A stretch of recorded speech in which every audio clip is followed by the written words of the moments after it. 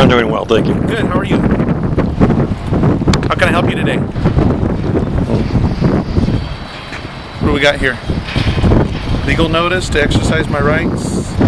If this is illegal detention, say so. What does that mean? Illegal detention. If I am not under legal detention, I wish you to leave. I wish not to answer any questions. Okay. Hey sir, can you do me a favor? Step onto the sidewalk. That's where I need you to be, not onto the property.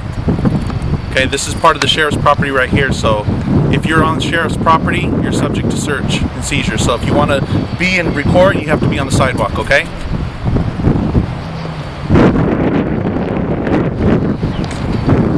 And you can't impede the traffic, so you have to be on the sidewalk, not the driveway. All right, sir?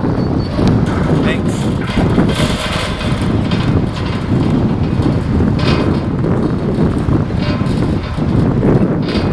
If you step onto the property again, or if you step into the way of the traffic, I'm going to have to detain you.